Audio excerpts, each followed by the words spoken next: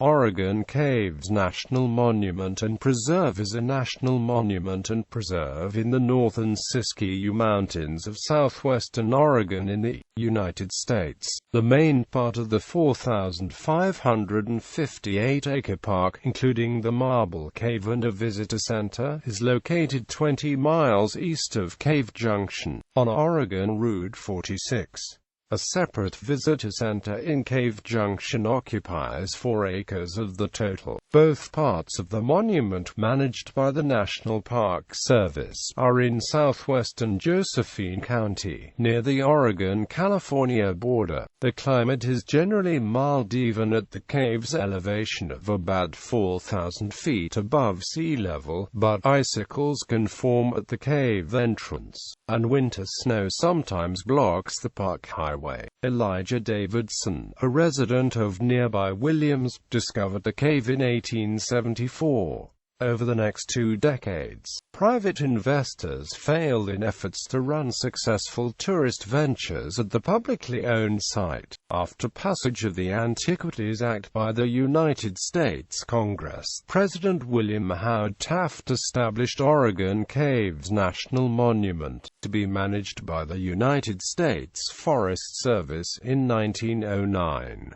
The popularity of the automobile, construction of paved highways, and promotion of tourism by boosters from Grants Pass led to large increases in cave visitation during the late 1920s and thereafter. Among the attractions at the remote monument is the Oregon Caves Chateau, a 6-story hotel built in a rustic style in 1934. It is a National Historic Landmark and is part of the Oregon Caves Historic District within the monument. The Park Service, which assumed control of the monument in 1933, offers tours of the cave from mid-April through early November. In 2014, the monument was expanded by about 4,000 acres and redesignated a national monument and preserve. In addition, the river Styx, which flows through the cave and emerges as Cave Creek, was named to the National Wild and Scenic Rivers System. Oregon Caves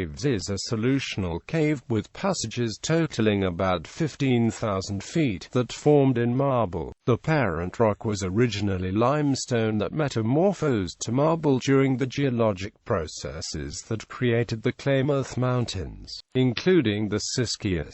Although the limestone formed about 190 million years ago, the cave itself is no older than a few million years. Valued as a tourist cave, the cavern also has scientific value. Sections of the cave that are not on tour routes contain fossils of national importance. In addition to cave touring, activities at the park include hiking, photography, and wildlife viewing. One of the park trails leads through the forest to Big Tree, which at 13 feet is the thickest Douglas fir known in Oregon. Lodging and food are available at the chateau and in Cave Junction. Camping is available at Forest Service campgrounds and private sites in the area. Geography. Oregon Caves National Monument and Preserve is in the Siskiyou Mountains, a coastal range that is part of the Klamath Mountains of northwestern California and southwestern Oregon. The main part of the park originally consisted of 484 acres in the Rogue River Siskiyou National Forest, about 6 miles north of the Oregon-California border in Josephine County, Oregon. An additional visitor center occupies 4 acres in the city of Cave Junction. The city is in the Illinois River Valley, about 40 miles east of the Pacific Ocean. Elevations within the main part of the monument range from 3,680 to 5,480 feet. The visitor center in Cave Junction is 1,800 feet above sea level. In December 2014, the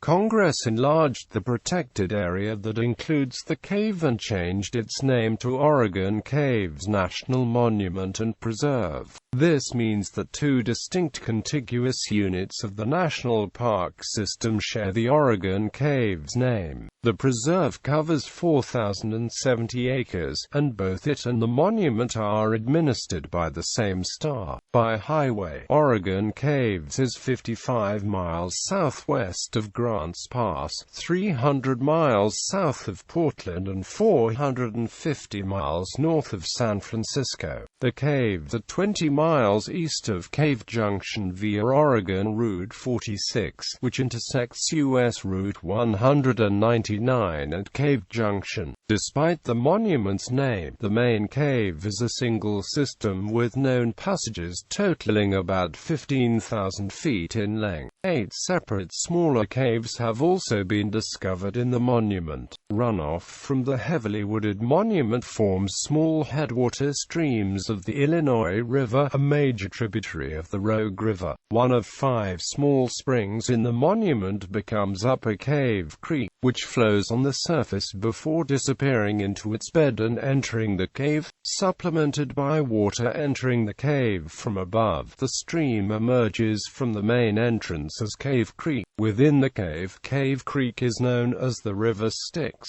In late 2014, as part of other changes to the protected area and its name, Congress added the River Styx to the National Wild and Scenic Rivers System. It is the only subterranean river in the Wild Rivers System. History. Archaeologists believe the first humans to inhabit the Rogue River region were nomadic hunters and gatherers. Radiocarbon dating suggests that they arrived in southwestern Oregon at least 8,500 years ago, at least 1,500 years before the first contact with whites. The natives established permanent villages along streams. Even so, no evidence has been found to suggest that any of the native peoples, such as the Takelma who lived along the Rogue and Applegate rivers in the 19th century, used the cave, largely bypassed by the early non-native explorers, fur traders, and settlers because of its remote location. The region attracted newcomers in quantity when prospectors found gold near Jacksonville in the Rogue River Valley in 1851.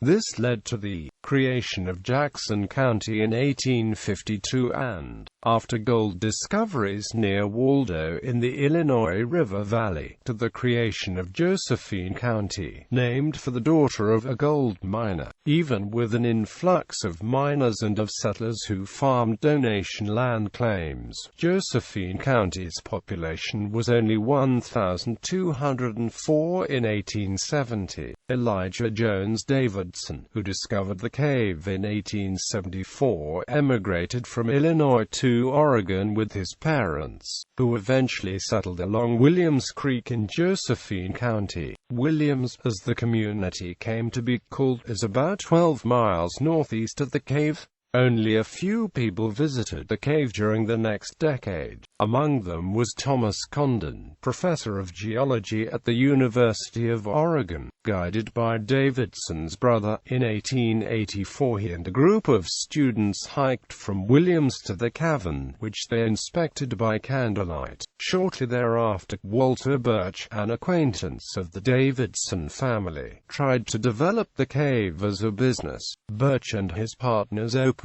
what they called limestone caves and charged visitors $1 each for a guided cave trip, a camping spot, pasture for horses, and cave water they described as medicinal. Although Birch and others hacked crude trails to the cave from Cave Junction and Williams, the trip was too difficult for most tourists, and limestone caves ceased operations in 1888.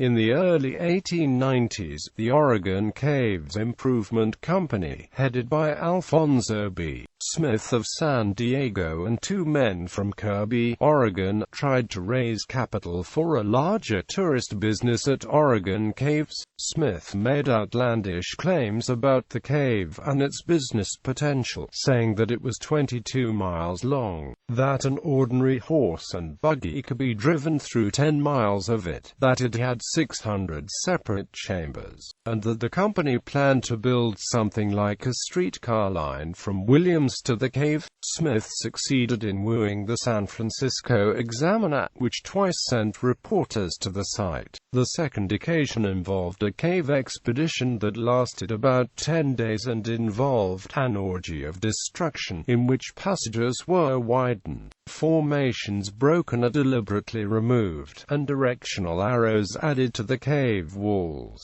After Smith had spent all of the company's money and borrowed more in its name, he disappeared in 1894, and the business collapsed. Neither Birch nor Smith had owned the cave or the land around it, which belonged to the public. Beginning in the 1890s, the federal government began regulating the use of public lands like these. In 1903, President Theodore Roosevelt designated millions of acres of forest lands for protection, including what became Siskiyou National Forest, which surrounds the cave. The United States Forest Service was created in 1905 to manage these reserves. 3 years later, Congress passed the Antiquities Act, which allowed the president to designate protected areas called national monuments on public lands. In 1909, President William Howard Taft established Oregon Caves National Monument to be managed by the Forest Service. A year later, the Forest Service employed men to guard the cave and to serve as tour guides. Isolated and difficult to reach, the monument attracted only 1,800 visitors in 1920. The situation changed markedly when large numbers of Americans began to travel by automobile on roads paid for largely with government funds. One highway connected Grants Pass with the California coast at Crescent City. Another new road, the Oregon Caves Highway, led from the Grants Pass Crescent City Highway to the cave. Campaigns to attract car-driving tourists included those of the Cavemen, a booster group from Grants Pass that dressed in animal skins, posed along tour routes, and staged annual events to promote the monument. By 1928, the number of visitors to the cave had risen to about 24,000 a year. The visitors' need for overnight lodging led to creation of public and private campsites and rustic cabins along highways near Cave Junction and the monument. In 1923, the Forest Service signed a contract with the Oregon Caves Company, based in Grants Pass, to run the cave tours and improve the park accommodations.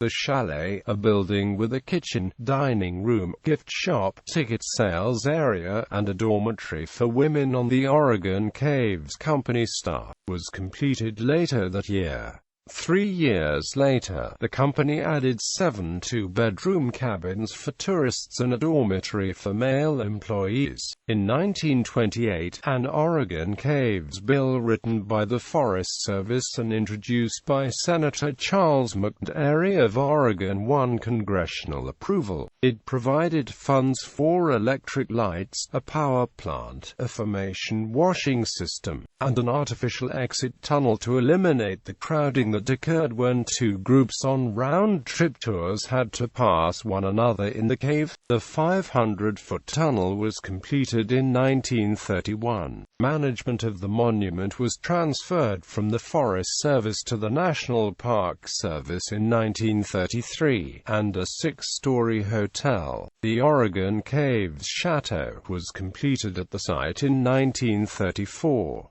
Guillaume, a builder from Grants Pass, oversaw construction of the chateau and some of the park's other buildings, which he designed in a rustic style. Mason Manufacturing of Los Angeles produced the chateau's furniture in a style called Monterey, valued in the 21st century at up to $5,000 for a single chair. During the 1930s and early 1940s, the Civilian Conservation Corps installed water and telephone lines, improved trails, and worked on landscaping at the park. The chalet was rebuilt in 1942 to include a third story and a larger dormitory for women. Although the chateau suffered $100,000 in damage from a 1964 flood, it was repaired. By 1968, a total of 1 million people had visited the cave. In 1987, the chateau was declared a National Historic Landmark, and in 1992, 60 acres of the monument, including the chateau and other rustic structures, were listed as the Oregon Caves Historic District on the National Register of Historic Places. In 2001, the Park Service began running the cave tours formerly offered by private contractors, and 2 years later all the structures at the monument became public property managed by the Park Service. The Illinois Valley Community Development Organization, a non-profit based in Cave Junction, runs the monument's gift shop. In 2014, the protected area was expanded by 4,070 acres to include the preserve as well as the monument. Geology and paleontology. Oregon Caves is unusual in that it was formed in marble. Most caves created by dissolving of rocks are formed in limestone or dolomite. Of the more than 3,900 caves managed by the National Park Service, only those in Oregon Caves National Monument and Preserve, Kings Canyon National Park, and Great Basin National Park have marble caves. The parent rock in which the cave developed was formed about 190 million years ago as limestone that was part of a tectonic plate beneath the Pacific Ocean. Granitic plutons intruded this part of the ocean crust, the Applegate Terrane, about 160 million years ago. As the oceanic crust carrying the terrane subducted under the North American plate, the terrane accreted onto the North American plate and the limestone was subjected to heat and pressure that metamorphosed it to marble. Further tectonic movements eventually lifted the marble to about 4,000 feet above sea level. The marble block containing the cave is at least 1,080 feet long, 490 feet wide, and about 390 feet high. The cave's creation took place long after the marble formed. As groundwater seeped into cracks in the marble, it eventually dissolved enough rock to expand some of the cracks to the size of tunnels. Generally, the age of a cave cannot be determined directly because the cave itself is an empty space. However, scientists can sometimes determine the age of speleothems or sediments in a cave. An early 21st century study of speleothem development in Oregon caves focused on the past 380,000 years. Based on the available evidence, the cave is thought to be at least 1 million years old and probably not much older than a few million years. Marble has a more coarse-grained texture than limestone, but both are made of calcite. Caves often develop when slightly acidic groundwater dissolves calcite along natural fractures in the rock. A reversal of the dissolving process can create flowstone and dripstone such as stalactites that hang from cave ceilings like icicles, and stalagmites, cone-shaped masses that form on cave floors, usually directly below stalactites. These structures form when acidic groundwater with a high concentration of dissolved calcite drips slowly from the ceiling of an air-filled cave, becomes less acidic, back and leaves some of its calcite behind as a solid precipitate. Oregon caves includes a variety of cave formations created through precipitation of calcite. Although many of the speleothems in the public sections of the cave have been broken, discolored by human skin oils, or otherwise damaged, the narrow twisting passages of the show cave provide enduring tourist value. The cave is not pure marble. Dikes of diorite, an igneous rock that was part of a pluton, cut through the marble in places. Shales and sandstones, which are sedimentary rocks, are in places interbedded with the marble. In addition, streams have carried silts and gravels from the surface into the cave. The monument has more than 50 paleontological sites ranging in age from late Pleistocene to Holocene. A fossil of a grizzly bear more than 50,000 years old and a jaguar fossil between 40,000 and 20,000 years old have been found in the cave. Other fossils include amphibians and rare finds of the mountain beaver and the blue grouse. The monument's mammalian fossils, found in non-public sections of the cave, are of national significance. Climate. The main unit of the monument is located in the mountains at elevations varying from 3,680 to 5,480 feet above sea level. The park's nearness to the ocean contributes to its relatively mild climate. Temperatures generally range between 20 and 40 degrees Fahrenheit in winter and 50 and 90 degrees Fahrenheit in summer. However, inside the cave, the temperature is always about 44 degrees Fahrenheit. Annual precipitation, arriving mostly as wet snow, averages 55 inches. Moderate winds are common. The climate in Cave Junction, at 1,800 feet above sea level, is warmer and wetter than the climate at the main unit. December and January are the coldest months, when highs average about 50 degrees Fahrenheit and lows average about 33 degrees Fahrenheit. July and August are the warmest months, with an average high of 94 degrees Fahrenheit and an average low of about 50 degrees Fahrenheit. Between 1962 and 2015, the highest recorded temperature at Cave Junction was 114 degrees Fahrenheit in 2008, and the lowest was -6 degrees Fahrenheit in 1972. November through January are the wettest, averaging about 10 to 11 inches each month.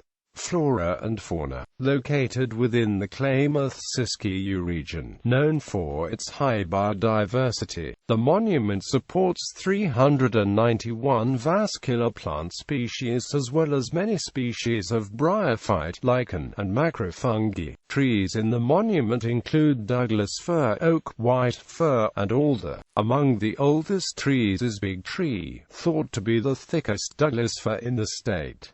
It is 41 feet in circumference near the base. Its age is estimated at 600 to 800 years and it was described in the 1930s as 14 feet in diameter. The monument contains no plants with special conservation status. Species lists for the park include about 50 mammals, 86 birds, 11 reptiles and amphibians, 8 bats, more than 200 arthropods, 8 snails and slugs, 75 butterflies, more than 55 moths, and 8 aquatic macroinvertebrates.